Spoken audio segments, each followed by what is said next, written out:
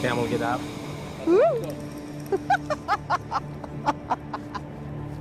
This is brilliant. This is obviously an iconic image. Taking a camel ride by the pyramids, surely it encapsulates the spirit of Egypt. But such an image is completely misleading. Because there weren't any camels here when the pyramids were built 4,500 years ago. And that's the thing. Ancient Egypt is instantly recognisable, but all too often completely misunderstood. So, I'm gonna try and change that. Good luck. Shukran kazeelan. The Great Pyramid of Giza, final resting place of King Khufu. Over 140 metres from bottom to top. No wonder it still pulls in the crowds and the occasional Egyptologist.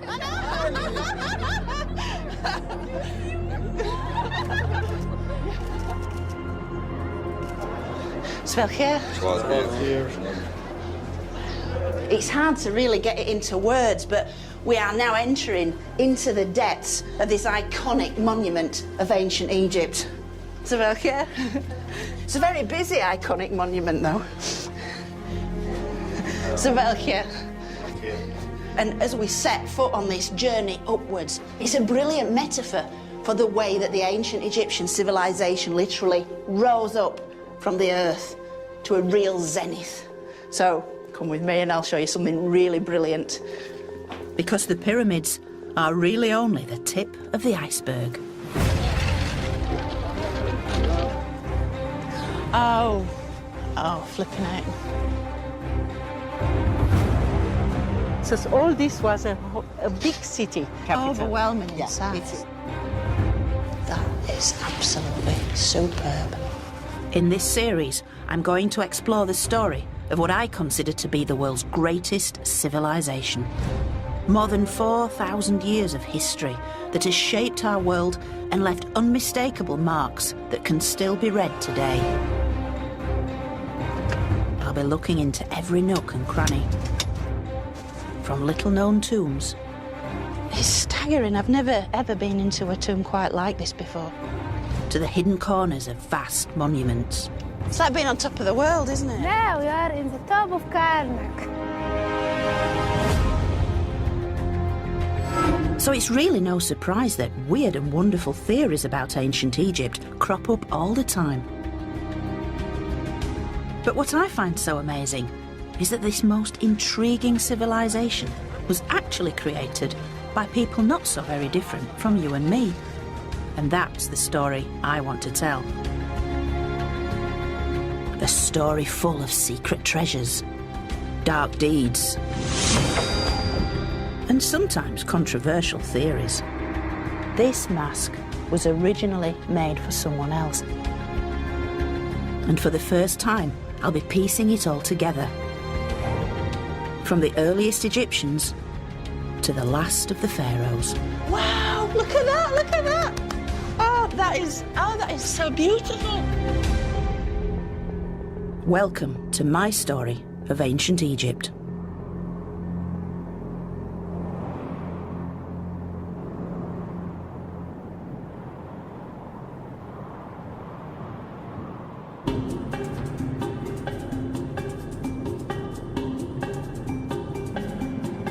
The big question is, how did ancient Egypt begin? Where did the first Egyptians and their extraordinary culture come from? This immortal civilization was thousands of years in the making, so to pull it all together is a daunting task. But bear with me, as it's utterly fascinating.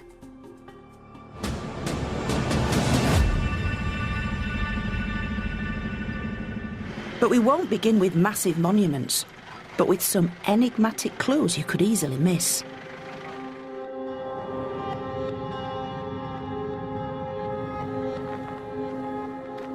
This is Kirta, around 100 kilometres south of Luxor. Unless you're an archaeologist, you almost certainly won't have heard of it. because there aren't any great temples or royal tombs to admire. But high in the cliffs, you can see real signs of ancient life here. Thousands of years before the pyramids. And this is where our story begins. Welcome to Kurta, Joanne. Thank you so much for letting me come here. It's incredibly exciting. It's the first time you're here, I suppose. Yes. Nothing escapes the sharp eye of Dr. Dirk Huyger, and he's got something very special to show me. Not many people have been here before you because it's a quite recent discovery.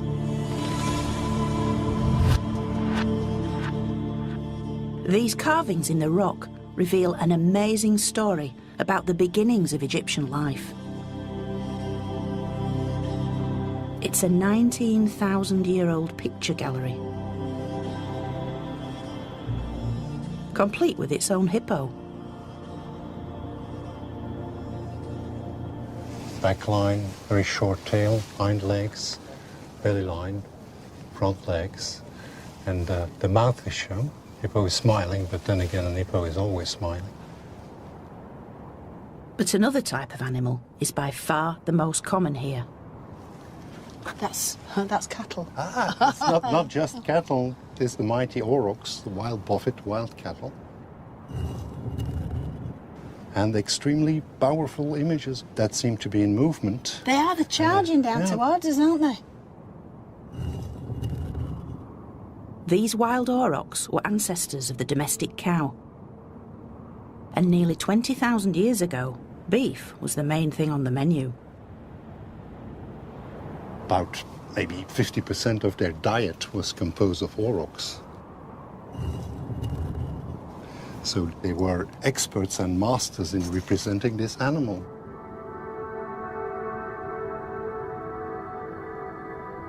It's always high on the cliff, very prominent positions that give an excellent panorama over what must have been in the Paleolithic the hunting grounds of the people.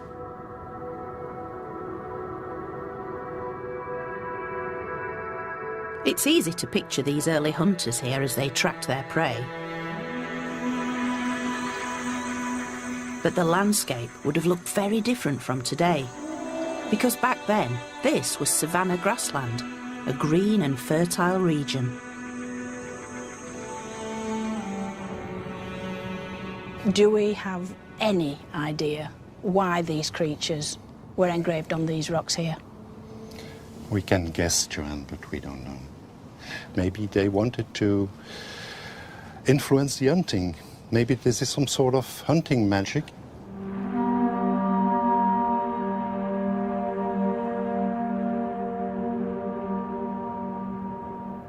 It really is magical to sit here and imagine Egypt's earliest nomadic people passing right through this spot and portraying on these very rocks the animals that they saw all around them.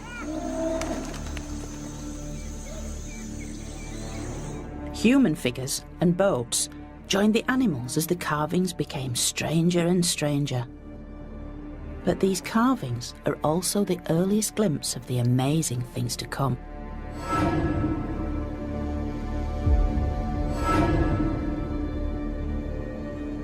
These are the first signs of what makes ancient Egypt, well, ancient Egypt.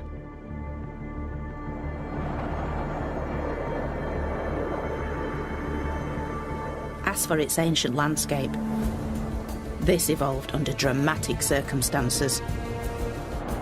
10,000 years ago, gravity tilted the entire Earth off its axis by about half a degree, and this had a profound effect on climate. And as the world began to change, Egypt would never be the same again. Now, these early people were nomads, seasonally mobile pastoralists who moved around following the summer rains.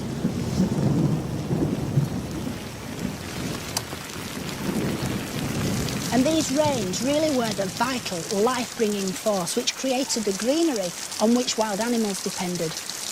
But of course, with climate change, these rains began to dry up. OK, you can cut the rain.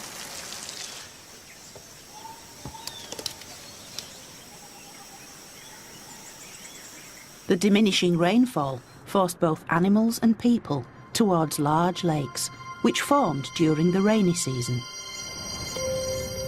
One such area is Nabta Playa, 100 kilometres southwest of Aswan.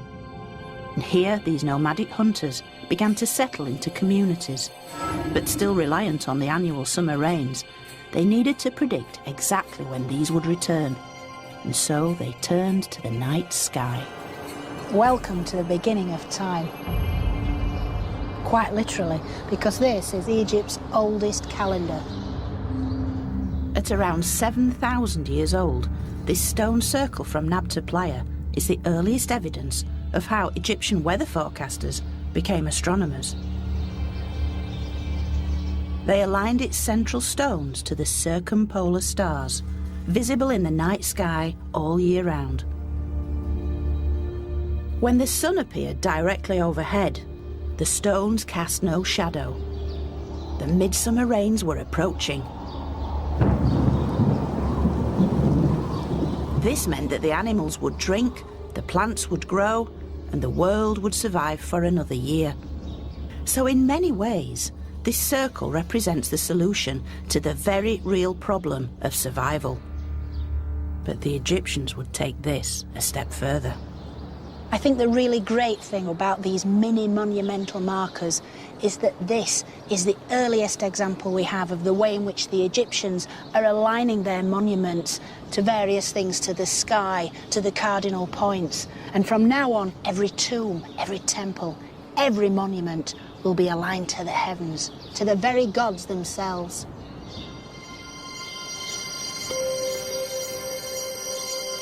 If the stars and the rain were this closely linked, then this world and the next must be one and the same.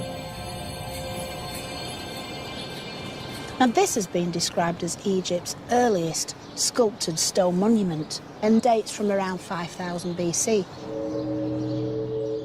This chunk of sandstone was quarried over a mile away from where it was eventually discovered. This certainly suggests a kind of sense of community where people were already working together to achieve a desired aim. In this case, the stone was hauled into place, and then there are clear signs that it's been sculpted into a specific shape. Now you might have to go with me on this, but some believe that this is in fact a cow, with its large hindquarters and this sculpted head. Now the cow was a vital part of everyday life for these people. It was a source of meat, of milk and of blood, key sources of protein they needed to keep them healthy. And yet so important was the cow, they chose to take it through into the afterlife with them, to sustain them on a spiritual level. And this is the very beginnings of the great cow goddess, Hathor. Hathor may have started off as a source of milk and meat, but eventually she would be loved and idolised by millions of Egyptians, since she represented love, joy, beauty and motherhood. And although her image develops from a lifelike animal to a female face with cow's ears, this may be Hathor's very earliest incarnation. Yet Hathor is only one of a multitude of gods and goddesses. The Egyptians just couldn't get enough of them. Over the centuries emerged hundreds, if not thousands of deities, each with a specific purpose and appearance. Some came in human form. Some had animal heads. They could be male, female, even androgynous. It seems that there were few aspects of life that didn't have their own gods.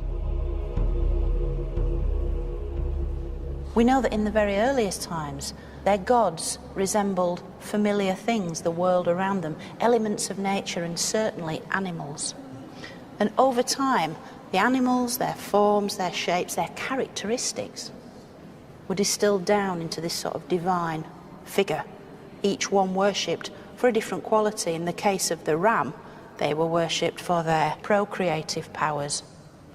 In the case of the cow, for their nurturing, motherly instincts. And of course you've got rather different creatures, the dangerous creatures, the ones that lived on the edges of the Egyptian world, the lions, the crocodiles, the jackals. But it wasn't just about finding the appropriate divinity. It was about gaining power over them. The goddess Sekhmet was a ferocious lioness and the bringer of death to humans. So the Egyptians transformed her into a deity as a way of controlling her destructive powers.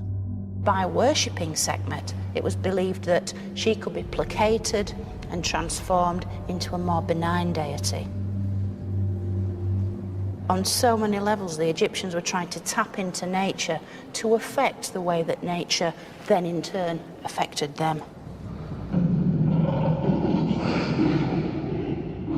In many ways, Egypt's unique religion was the glue that held society together, uniting the population and underpinning almost every aspect of life.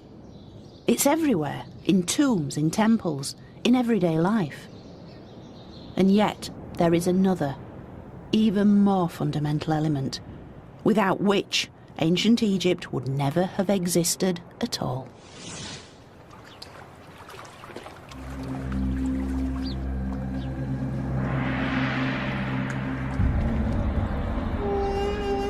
Later Greek historians famously observed that Egypt was the gift of the Nile. And how right they were, because as the climate continued to change, the desert lakes eventually dried up, leaving the Egyptians with just one source of water.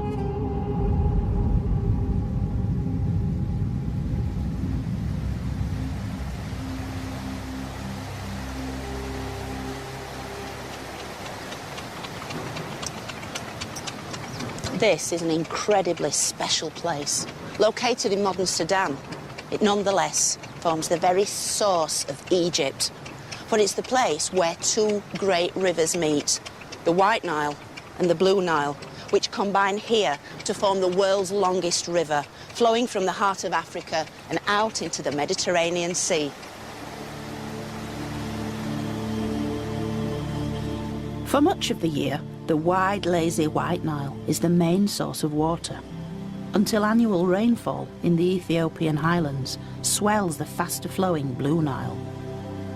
Today, the modern Aswan dams hold back these floodwaters, but until the 20th century, huge volumes of water and fertile silt surged downriver to flood the entire Nile Valley, bringing life and fertility to the desert that is Egypt.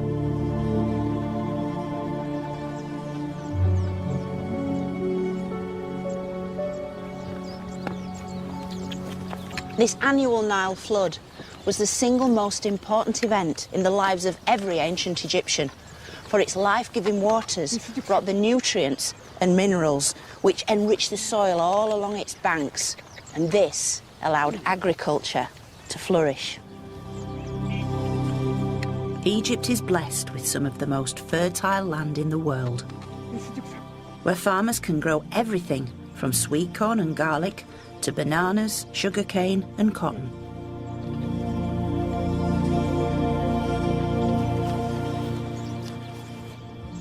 Badawi, it's quite intensive farming, isn't it? The land gives the people a lot, doesn't it? Yes, but we need to give the land also rest.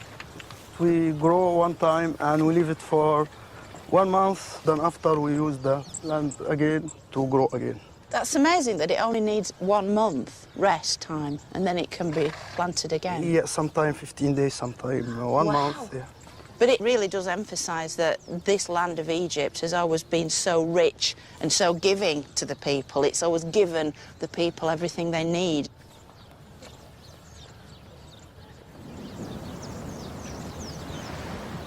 And it's the Nile that turned this desert land into a paradise.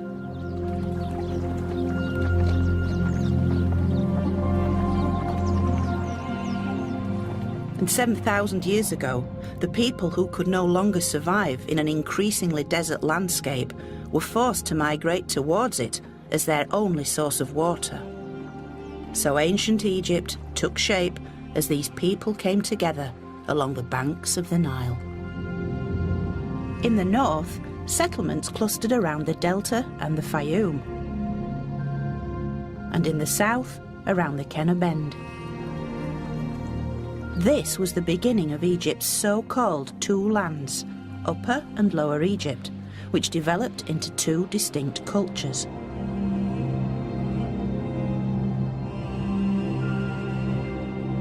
But what they both had in common was the astonishing fertility replenished every year by the miracle of the Nile. El Kab, located to the south of the Kenner Bend, is one of Upper Egypt's earliest settlements. And while it may lack the wow factor of the pyramids, it's actually far more revealing to see traces of this amazing evolution. Because here we can see how a nomadic lifestyle was soon replaced by a settled social structure. And although it was a slow and gradual process, archaeologist Elizabeth Hart can identify each stage of this transformation. Sending land That's into a good small plan. pits. Yes. Wow, you do work in an enclosed space, don't you? But it's much cooler down here. It's lovely, actually. So down at this level, we have sterile soil where nobody lived. And then starting around 4200 BC, are layers of silt from the Nile flood, followed by wind-accumulated sand. And then another layer of silt, and then more sand. And here you can see it really well. A thin silt layer from the Nile coming up and flooding, and then the sand. And over here, we have a hearth feature. So this tells us that humans were actually living on these and coming into the Nile Valley and then moving back out. And we also found lots of potsherds and stone tools in these layers. You know, it might be a small space, but you've got people's real lives unfolding within it, haven't you? And we have thousands of years of it here. When we started, people were just moving into the Nile Valley. They were just starting to farm. And by the end here, we have pharaohs and a whole united Egypt. It's really impressive when you think about all the change that happened over this chunk of sand.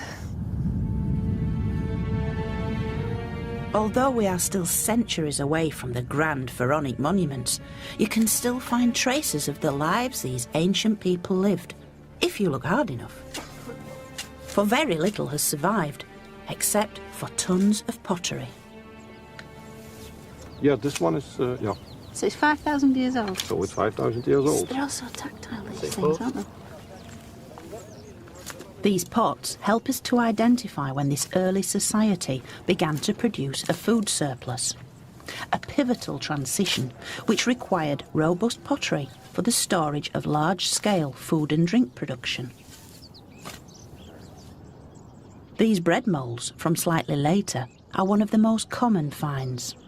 So you heat the mold, then the dough gets into it, and by the heat of the mold, the bread will be baked. But this comes in massive amounts. These are the beer jars. Ah, bread and beer. Bread and the beer. Egyptian staples. Oh, nice slice for a beer jar.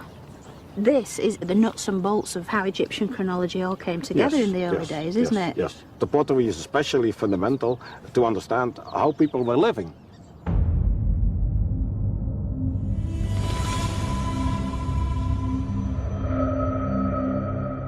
Yet in Egypt, living was only half the story. Because what really sets the ancient Egyptians apart is their view of death.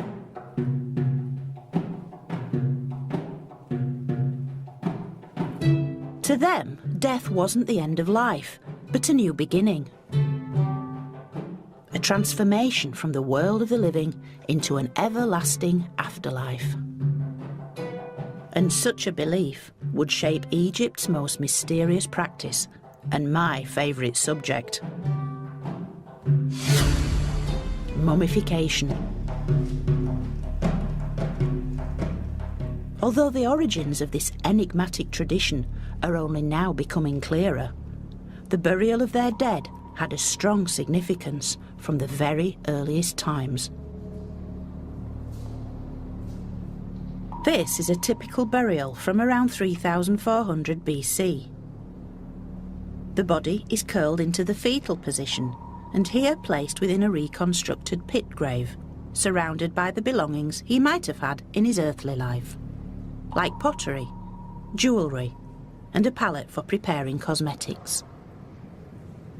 Everything that was important to him in life accompanied him into death. And I think that's quite significant because it shows that already 5,500 years ago, the Egyptians wanted to take it all with them. They clearly believed that something happened beyond death. Death was simply a transition into another state of existence when you continued to live, and it was assumed you would need everything you'd needed in your life on Earth. His body was naturally mummified in the hot desert sand, but its placement here may not have been accidental. Because even when dead, the body had to be preserved in order to house the soul for eternity. A skeleton simply wasn't good enough. Skeletons, bones, they are very, very anonymous. And yet, when the soft tissue, the skin, the hair is all present, we are ourselves. And that's exactly what this individual represents. Being face to face with one of the very earliest Egyptians gives us insight into the development of their ideas about the afterlife. It started off as a practical thing, burying the dead in a relatively small space, bundled up, and then it developed these layers of kind of like the symbolism, the fetal position, this idea in rebirth into the next world. It's almost like the seed from which the Egyptian funerary belief system evolved. This is the very beginning of a process which would be repeated a millionfold throughout Egyptian history. It's this combination of the esoteric underpinned by the practical, which really does sum up the Egyptians in a nutshell. From the very beginning, the Egyptians were masters of making sense of their world, no matter how complex and mystifying it might seem to us. And this same ability to bring order is also found in the way they structured their early society, adopting levels of bureaucracy that border on the obsessive. In the ancient city of Abydos, the site of Egypt's first royal burial ground, archaeologists found the origins of a system that we still have to put up with today. It's most fitting that this city of death was the find spot of the earliest means of calculating that other great certainty, taxes.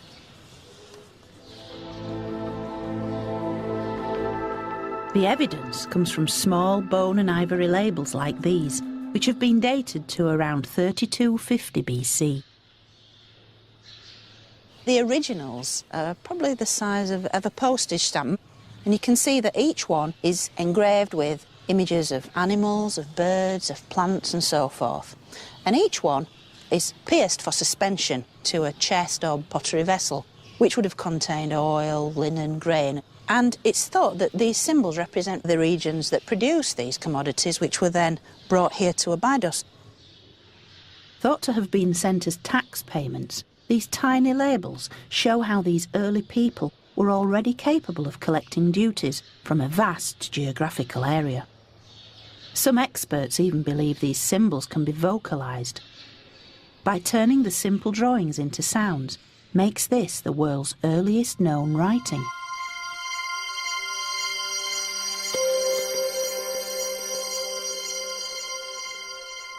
Now, isn't it interesting that the world's earliest writing wasn't developed to express some great outpouring of emotion or express grand passion? It was simply a means of calculating taxes. These symbols soon became a sophisticated writing system of elegant signs we call hieroglyphs, which means sacred carvings. And these signs represented every aspect of the Egyptian world, which were only translated in 1822 with the discovery of the Rosetta Stone.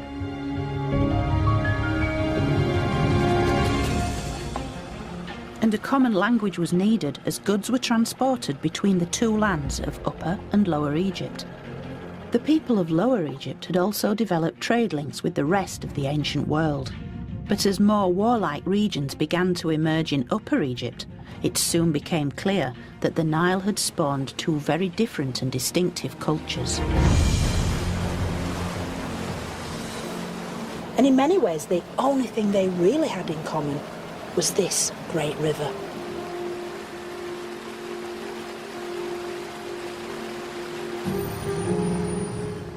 The inevitable clash between these cultures is recorded on what many consider to be ancient Egypt's founding document. Taking the form of a giant ceremonial cosmetic palette, this is an exact copy of the original Narmer palette. And however idealised and embellished, it depicts the pivotal moment when the southern king Narmer defeated his northern enemy. A split second after this mace comes down onto this northern enemy's head and he's executed, he's killed, he is no more, Narmer himself remains, the first king of a united Egypt. And what this means is that the whole of the country is now united under one man's rule. He is setting himself up quite literally as the god king, as the one central figure at the very pinnacle of the pyramid that forms Egyptian society. And from him, everything else flows. Egypt is now the world's first nation state.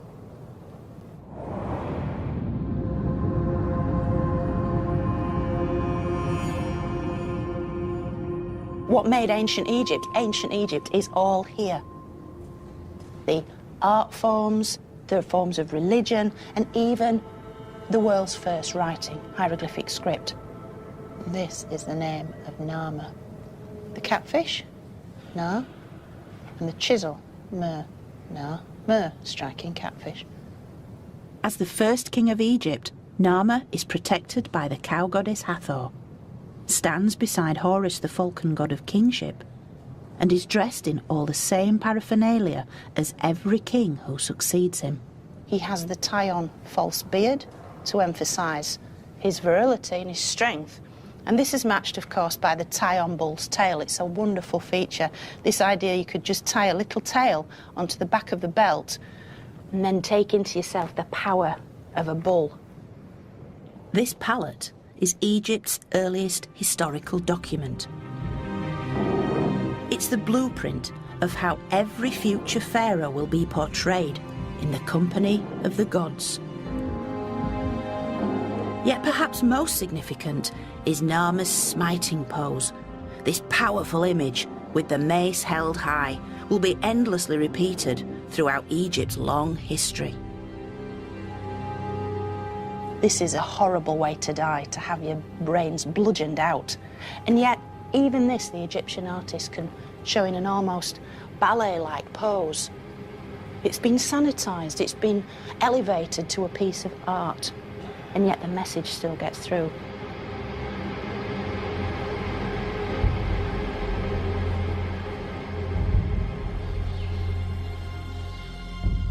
For the next 3,000 years, every one of Egypt's subsequent rulers would try and link themselves to Egypt's first pharaoh.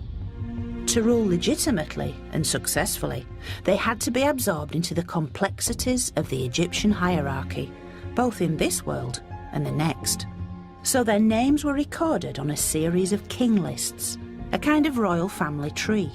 And the best preserved of these is here, in the temple of Seti I at Abydos. It lists himself and 75 of his royal predecessors going right back to the very dawn of Egyptian history, with the very first king up there, King Narmer.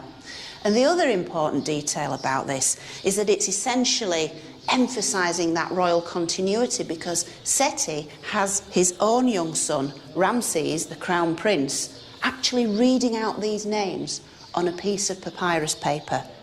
So it's as if Seti is saying to the gods, look, I'm now Pharaoh, and this is my son who'll succeed me, to become yet another name on this remarkable list. In all, Egypt had over 300 pharaohs organised into 30 dynasties. But in the case of Egypt's earliest kings, Being merely mortal was not enough. They needed to prove their divinity by exercising absolute control over their subjects.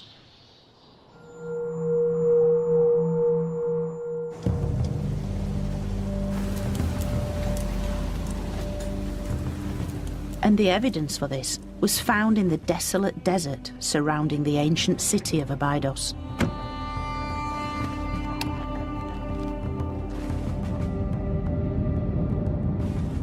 This was Egypt's first royal burial ground, the original version of the Valley of the Kings.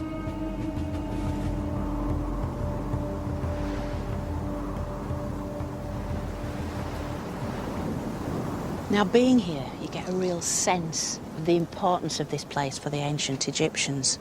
For as the wind funnels down this valley and swirls around the sand, if you listen very carefully, you can hear a whispering sound.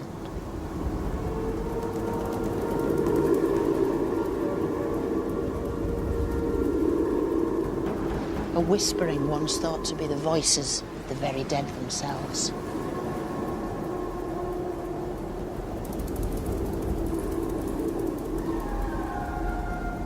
And here, Egypt's earliest kings were laid to rest within huge subterranean burial chambers.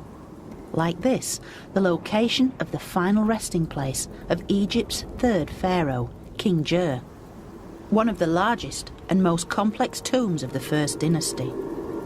And although it's been recovered in sand, it clearly demonstrates the power that Jer still wielded, even in death. Jer himself was buried here in the central chamber, but all around are 318 subsidiary graves of his courtiers. Not only that, a little way beyond, many others were also buried. In total, 587 individuals accompanied this man into the next world. Which is incredible enough, but there is evidence of a more sinister twist. The fact that this tomb was all sealed over at the same time suggests these people may have been victims of ritual sacrifice, perhaps even ritual stabbing, as portrayed in art of the time. And certainly that power over life and death would give any king a godlike status.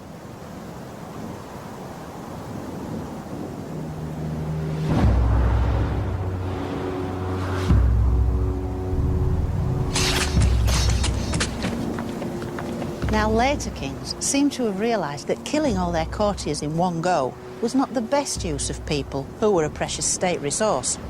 After all, who'd be around to make the next king his cup of tea? Although this cruel and short-sighted practice of ritual killing soon died out, it had nonetheless demonstrated that Egypt's rulers had complete control over their subjects. An essential step along the route towards building the pyramids and indeed Egypt itself.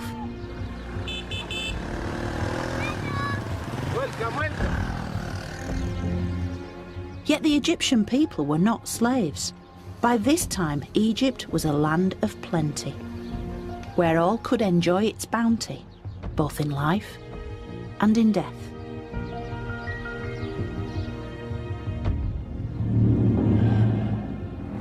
This is the later tomb of an official called Egito. And here he is, greeting us. He's coming to the door of his own tomb, emerging from the walls, captured in all his splendour with his finery on, his jewelled belt and his white linen kilt. Even details down to his little sort of pencil moustache. Looks a little bit like Clark Gable, to be honest. The scenes in his colourful tomb depict a refined life that's a world away from Egypt's earliest farmers. We have Egito seated in front of a table of food offerings. There's fruit, vegetables, wine and so forth. The bearers are coming forward with offerings to sustain his soul.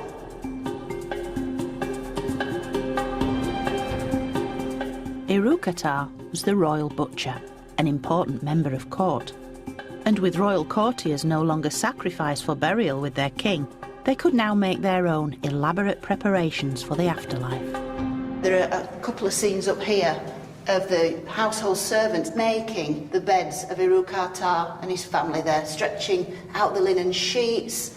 They're bringing even a little fly whisk and the ancient Egyptian pillow, the headrest there. So even in the afterlife, Irukata will be comfortable. Irukata's tomb is in Saqqara, a sprawling city of the dead for Egypt's first capital, Memphis. Yet Saqqara wasn't just the burial site of courtiers, but of kings, and the site of a revolution in royal tomb building. And whereas previously the dead had tended to be buried away in the desert, hidden away almost, here at Saqqara, high on the desert escarpment, the dead were literally placed on display. Up to this point, the Egyptians had tended to build their tombs and temples, like their houses, from organic materials. From the mud brick, wood and reeds, which rarely survive. But in the Third Dynasty, the great innovator, King Djoser, built his legacy in something far more permanent. For he built in stone, which could potentially last forever. Djoser built this huge stone wall to surround his tomb complex, although his architects and workmen still drew their inspiration from the natural world. You can see that the masons are just trying to get their head around how to actually work with this stuff, what forms to put it in. So we have Egypt's first hyper-style hall of columns, sure, but it's taking the form of reeds bound together to make the kind of columns that would have been in Djoser's palace down by the Nile. But this, of course, is a house for death. This is a palace of eternity and must be built in something as solid as stone.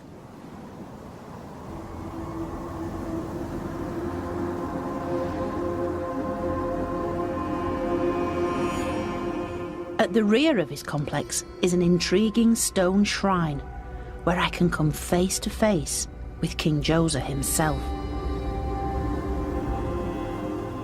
The shrine looks like it's suffering a severe case of subsidence, and yet the Egyptians purposefully built it on this very definite tilt.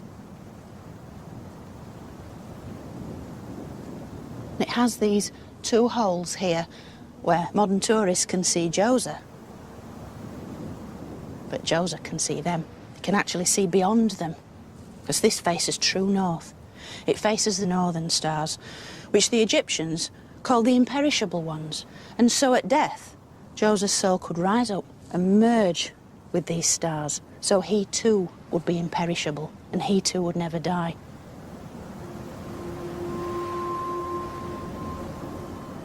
In order to ensure that his soul could live on, Djoser's body needed somewhere safe to rest, within a tomb truly fit for a king.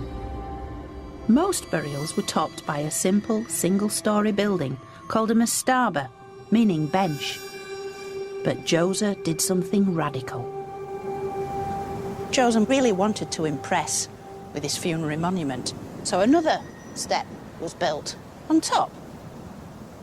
And I think Djoser must have quite liked the effect that this gave. And so, built a third step, a fourth step, a fifth step, sixth step. When they stood back and looked, they realised they'd built Egypt's first pyramid. Pretty impressive. The step pyramid stands over 60 metres tall and still dominates the Saqqara landscape. At the time, it was the largest building on Earth, reinforcing Djoser's status as a living god in the grandest of ways. It certainly secured his place in Egyptian history, with ancient visitors flocking here to marvel at his achievements. Now, Djoser had created a true landmark, but he'd also created Egypt's first tourist attraction. If you come with me, I'll show you the evidence.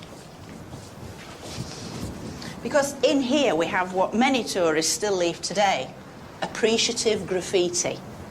And this is the original handwriting of a couple of ancient visitors from around 1300 BC who were so impressed by what they saw. They described Djoser's pyramid as if heaven were in it, and they credit Djoser with being the inventor of stone.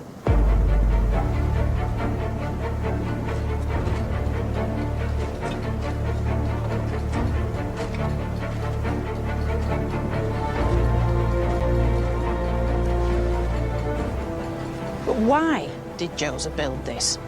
Was it just an ego trip or an exercise in personal vanity? Or was it designed to show the world just how far Egypt had come? Because in only a few centuries, these disparate people had come together to create the world's first nation state.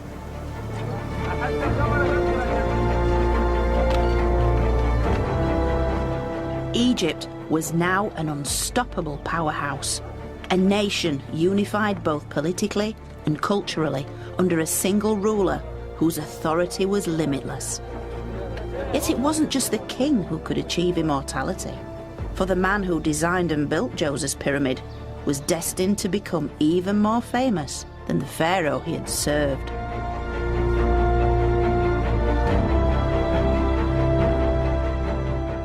This statue base once held a full-sized figure of King Djoser, but carved into its base is also the name of his architect.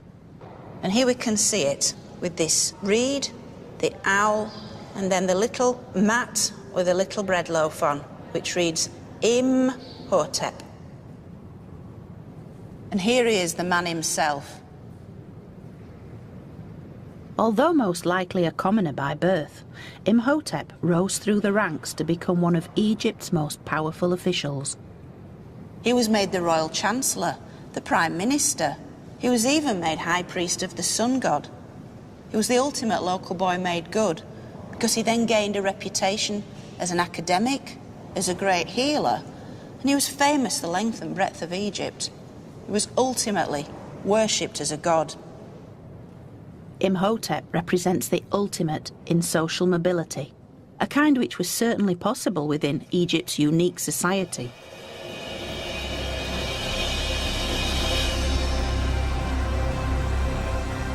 This was a society in which ideas were often taken to extremes, with 1.5 million people united by an absolute belief in the power of their king and in the certainty of the afterlife. Egypt enters its most ambitious era so far, the Pyramid Age.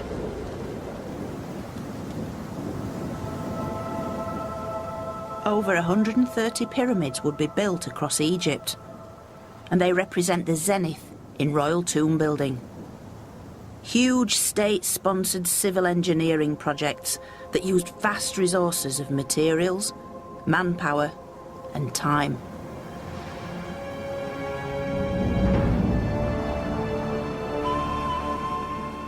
The largest of all, the Great Pyramid of King Khufu, which took over 20 years to build.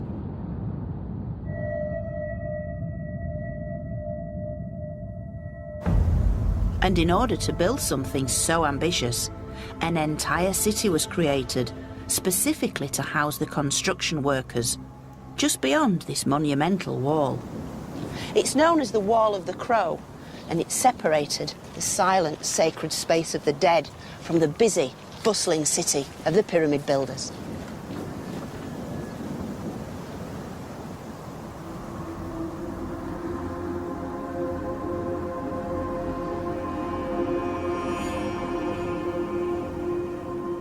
This 5-hectare site once housed workshops, bakeries, a tool-making facility and a fish processing area. For this was an integrated, self-sufficient community of over 8,000 people who even had their own medical care.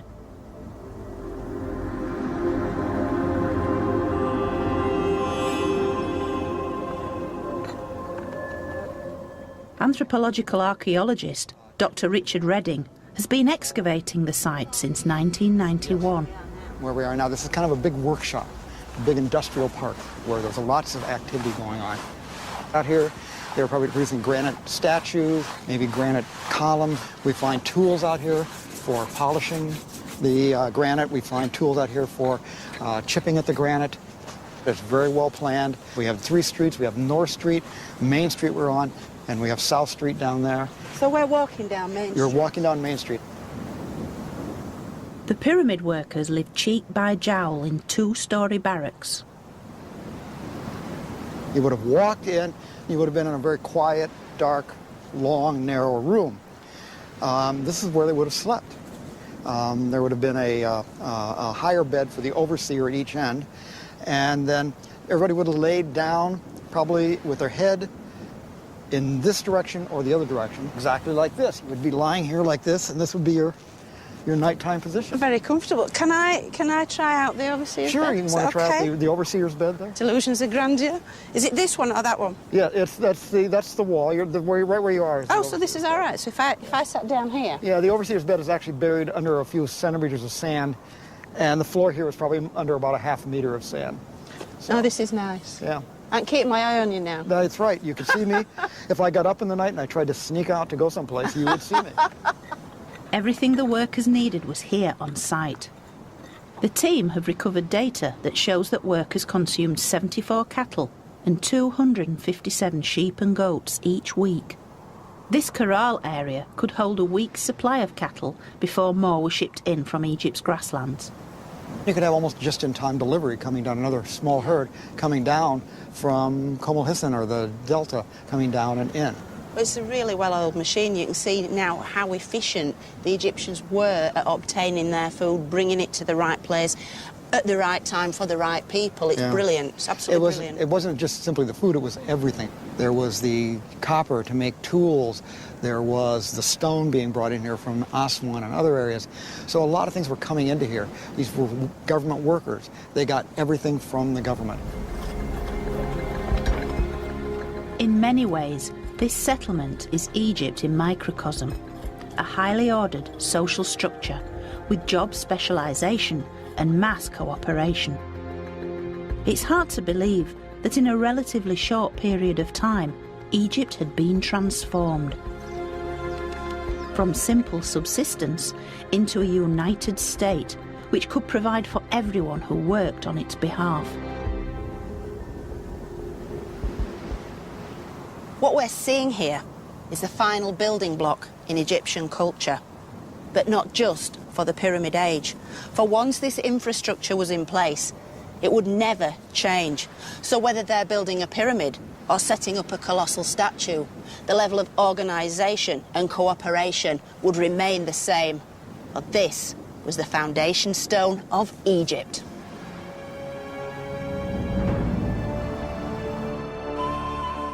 The pyramids are eternal testament to just how powerful Egypt had now become. And in many ways they are Egypt at this time, dominating everything around them on a gigantic scale.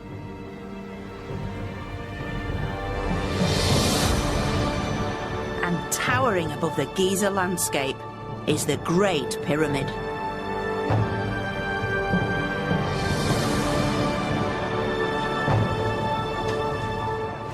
It took around 20,000 people to set in place the 2.3 million blocks of limestone. It remained the tallest structure anywhere in the world for 3,800 years, until the building of Lincoln Cathedral spire in 1300 AD. It's a phenomenal achievement for any civilization at any time. But for me, its exterior can't compare to the sense of wonder once you venture inside. The roof of the Grand Gallery passageway is built of multiple layers of enormous limestone slabs, rising over 8 metres high. Massive, massive blocks of masonry built on a godlike scale. That's surely what Khufu wanted. I sincerely hope Khufu's eternal resting place was rather less congested than it is today. But it still gives a real atmosphere of the busyness that must have been here on a daily basis. These guys were hauling massive, massive blocks, hundreds of feet up, literally into the air. These guys were magicians. Just look how brilliantly These courses have been laid. These are perfect. I defy any modern architect to be able to replicate this using the tools that the ancients had at their disposal.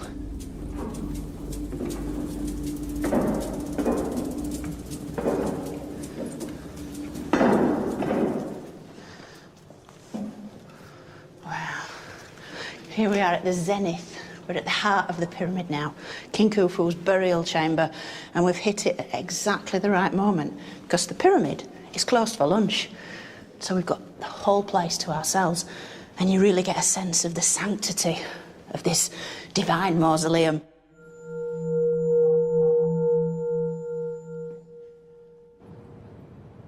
The walls and roof of the burial chamber are lined entirely in granite, and it was within here that the body of the great King Khufu was sealed, ready for his final journey into the afterlife.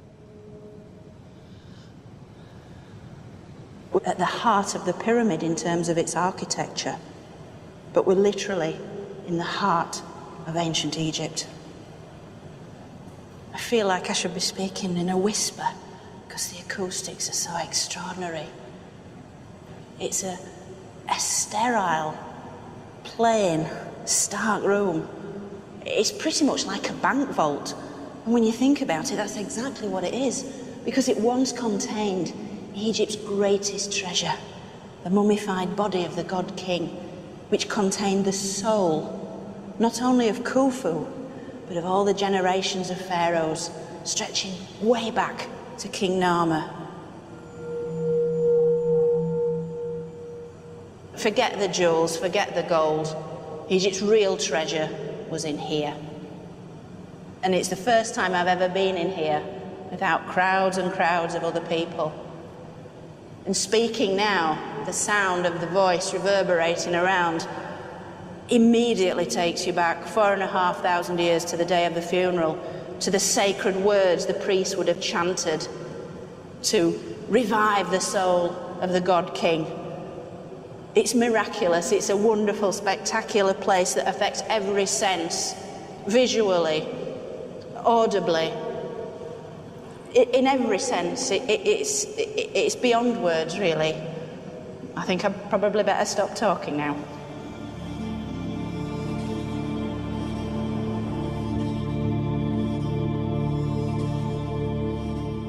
So now all the elements that made up ancient Egypt were in place. A well-fed, highly organised population that unswervingly followed their god king, and all of whom shared this fervent belief in an afterlife. Life in Egypt was good.